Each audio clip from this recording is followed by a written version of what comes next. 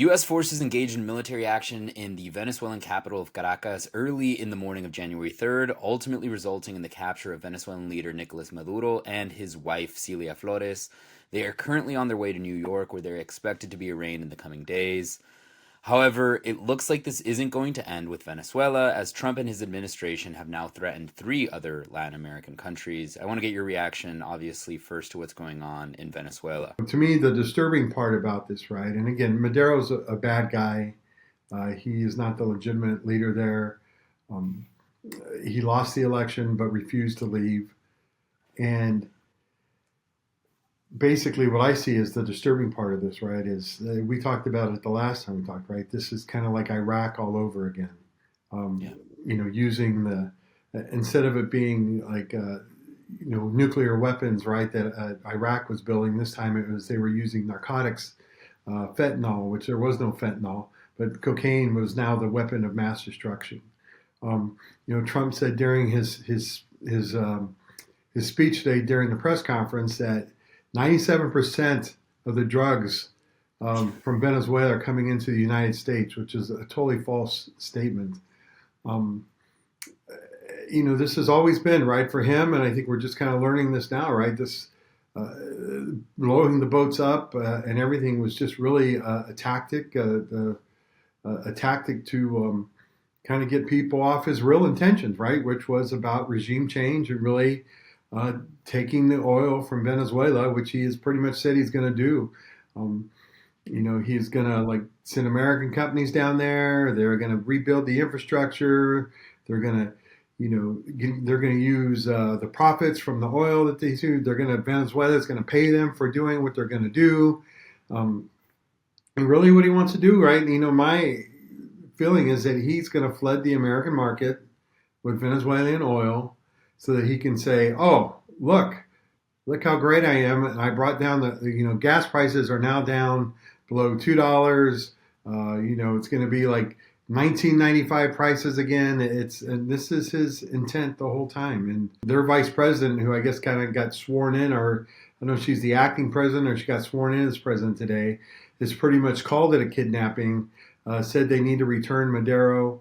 While Trump is claiming that she's cooperating with them, his administration lied. Right? They came to us and they said there would be no Marco Rubio said there would be no if there was going to be use of force that they would get Congress to authorize it. This wasn't about regime change, and everything they said wasn't going to happened today.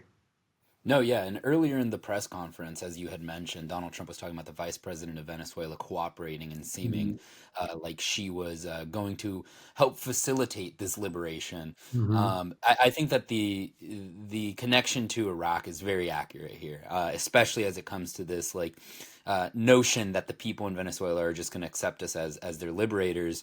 I think that governing a country where you just overthrew their president is going to be a lot more difficult than Donald Trump makes it seem. Um, and the reports that I'm hearing is that the vice president isn't even in Venezuela anymore, that she has actually fled to Russia. Again, there's just no clear Yeah. indication of what's going on and what the leadership is going to look like. I wanted to play this clip of Trump saying, just so everyone can hear it for themselves, exactly what his intentions are over the coming, presumably years. It seems like another thing that threw me off is that I was kind of expecting him to say, "Oh, we're going to come in, we're going to control it for a little, a short period of time, and that's going to be it." But it seems like he's comfortable with saying that there's going to be some prolonged U.S. presence in Venezuela. Place called Venezuela. We're going to run the country until such time as we can do a safe, proper, and judicious transition. So we don't want to be involved with having somebody else get in, and we have the same situation that we had for the last long period of years. So we are going to run the country until such time as we can do a safe, proper, and judicious transition. We can't take a chance that somebody else takes over Venezuela that doesn't have the good of the Venezuelan people in mind. We've had decades of that. We're not going to let that happen. And I mean, mask off, just literally saying that we're going to have U.S. oil companies go into Venezuela. Mhm. This is ridiculous. As everyone knows, the oil business in Venezuela has been a bust, a total bust, for a long period of time. They were pumping almost nothing by comparison to what they could have been pumping and what could have taken place. We're going to have our very large United States oil companies, the biggest anywhere in the world, go in, spend billions of dollars, fix the badly broken infrastructure, the oil infrastructure, and start making money for the country. And we're Yeah, I mean, again, the only difference here between the situation in Iraq and the situation that's going on in Venezuela is that there was, I think, a little bit more of an effort to make it seem as though, we were trying to do something just. I mean, here Trump is just saying it, mask off. No, we're going to go in, we're going to take their oil, Right. and we're going to bring it to the United States, and our companies are going to make a lot of money. A lot of Republicans are cheering this, right, and kind of saying, "Oh, this is great," right? Um, and they're kind of seeing it as a law enforcement thing, right? They had the FBI, I guess the DEA agent was out there, or kind of, arresting him on drug charges. But it's not that simple, right? They took out the leader of a country that could be now in disarray, that he is now saying we are controlling.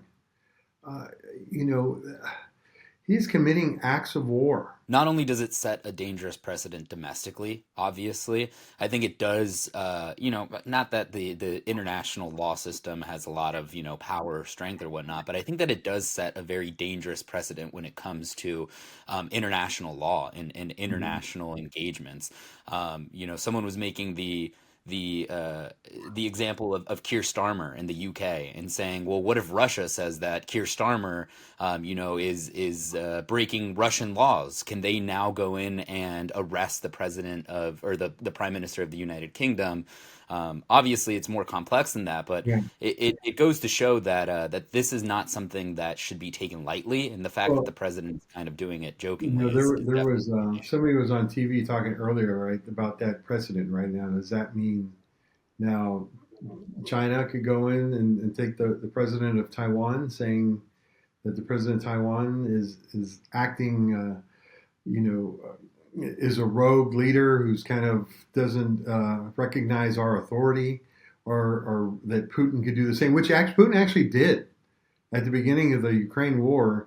They actually did try and send special forces in there to go and to take Zelensky, but they were able to actually shoot down the helicopter carrying the special forces there, and they never went back to try it again. But if this is the case right now, that what is Trump to say if Putin tries it again, right? Who has said Zelensky is a war criminal, right? Yeah. Yeah, I mean, it kind of sets that. How can you speak out against these atrocities when you are committing them yourself? And Yeah, and no, that's I the mean, exciting part it, about this. yeah, it's definitely something that we should expect from this administration. I've been saying this for a while. We were talking last time about the Monroe Doctrine and whatnot, and now Mm. Donald Trump is coming out and calling it the Don Roe Doctrine, Yeah, he called it and that saying today. that Yeah. he's gonna exercise influence over the Western Hemisphere. Yeah. I have been concerned about Marco Rubio's intentions and his ambitions ever since this started. Obviously, his past as the son of immigrants of refugees from Cuba, I think motivates a lot of the decisions that he's making as Secretary of State. And I think that those ambitions right now are only getting larger. Earlier today, the president, even before he gave his press conference, went on Fox and Friends and Mhm. issued a warning to the president of Mexico, essentially saying that she doesn't have her country in control and that he's going to do something about it. Let's take a listen. Trafficking must stop. So was this operation a message that you're sending to Mexico, to Claudia Sheinbaum, the president there? Well, it wasn't meant to be, and we're very friendly with her. She's a good woman, but the cartels are running Mexico. She's not running Mexico. The cartels are running Mexico. And we could be politically correct and be nice and say, oh, yes, she is. No, she's She's very frightened of the cartels. They're running Mexico. And I've asked her numerous times, would you like us to take out the cartels? No, no, no, Mr. President. No, no, no, please. So we have to do something because we lost. The real number is 300,000 people, in my opinion. They like to say 100,000. Well, he goes on to say that we have to do something in this situation, obviously, because we've lost a lot of Americans to drugs over the past, year. I think is the example that he uses. He says that the number's 300,000. Reports say that it's 100,000. Regardless, something that definitely, is a tragedy and that needs to be handled. But I don't think that this is necessarily the right way. I think that Claudia Sheinbaum is one of the leaders that has the highest approval rating of anyone in the world. I think she's sitting around 70%. Obviously there is an issue with the cartels in Mexico, but it seems like Trump is going to start to use this narco-terrorist label to pressure, to infiltrate, to potentially go to war with other countries. There's another clip too of him talking about Colombia, the Colombian president, and saying that he better watch his ass. Because he is also a drug lord. Mr. President, Colombian President Gustavo Petro, a couple weeks ago, he said he's got to watch his ass.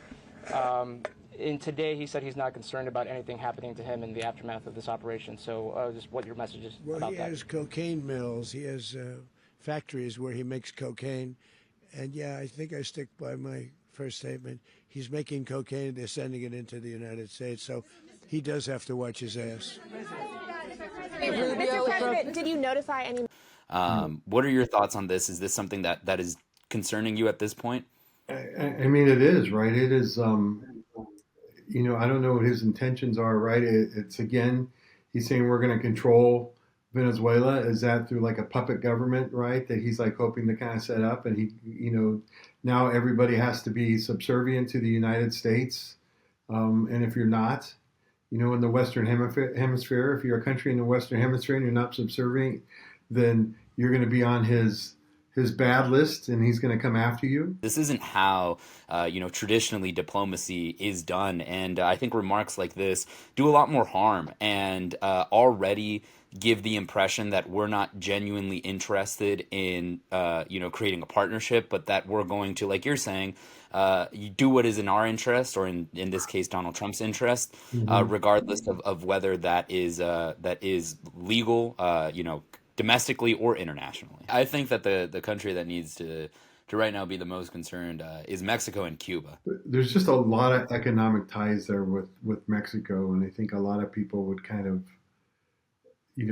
if he were to go after Mexico and start doing this like what he did there, or trying to take their president, because their president's not going to give in. And this is the other thing too, right? It's, you can say there was Madero kind of stole the election. There was a legitimately elected individual, that should be turned over and become president. But if I was that person, right? So if I was the person who had been elected there and yet not in there, not the democratically elected legitimate leader, but was not able to become the leader because of the dictator Madero. And now this happens. Trump doesn't want to install them, because if I were them, I'm like, wait, you want to come in and you want to take over our oil? You want to like give it to I'm not going to let you do that. This belongs to the people of Venezuela. It doesn't belong to you. It wasn't stolen. Yeah. And I mean, one thing as well on that note, because I think it piggybacks off of it extremely well, is that people, I think, are rightfully saying that Maduro being out is a good thing for the people of Venezuela, and I agree with that wholeheartedly. However, I think that it would be premature to say that the people of Venezuela are going to benefit from this. I think that Donald Trump he wasn't doing this to liberate and to assist the people of Venezuela. No. He has made that clear time and time again. He is doing this for his own political ambitions. He's doing this for the oil. I mean, he's been extremely clear about that. There's no beating around the bush. He is trying to, like you said, bring down oil prices, and I think also just broadly bolster the U.S. economy right now as they're heading into midterms, to use that as one of his talking points. because obviously when the price of gas goes down, investment goes up broadly, and there's also the FEC chair, or the FCC chair, is gonna be replaced here in the coming days. So it seems like he's really going into into Venezuela to just benefit himself, and I think that says that he was doing it to liberate the Venezuelan people is conflating the interest that the president has at heart. I want to ask you here, last question: what do you think the Democratic response will be or should be to this military action? Well, I think it's been. I mean, definitely it's been against it, right? I put out a statement against what happened today. I put out as a member of Congress, I put out a statement against this today. I think Democrats overwhelmingly are going to be against the action. There are some Republicans that are against this as well. Um, he did not. Again, he did not seek the authority of Congress, the authorization from Congress to do this, whether through a declaration of war or through the AUMF. They're claiming like second, Article 2 authority that allows him to do this. But again, and they can talk about how this is like, authority, or no, a law enforcement operation. It's not. It's not. It's regime change, and it's about getting the oil. And I think, Democrats are going to stand up, and they are going to, be against this. And I think, again, right, we are going to see this probably with his actions and everything kind of come. The government's going to run out of money again, right? January 29th. We're going to be, the continuing resolution is going to end. We're going to have to fund the government again. And do you think we're going to allow him to kind of fund the Department of Defense in order to carry out this type of operation? Yeah, I'm not going to vote for it. I'm not, like, I'm a staunch supporter of our military, but I'm not going to support any funding that's going to allow him to continue this war, this Trump war with Venezuela or any other country.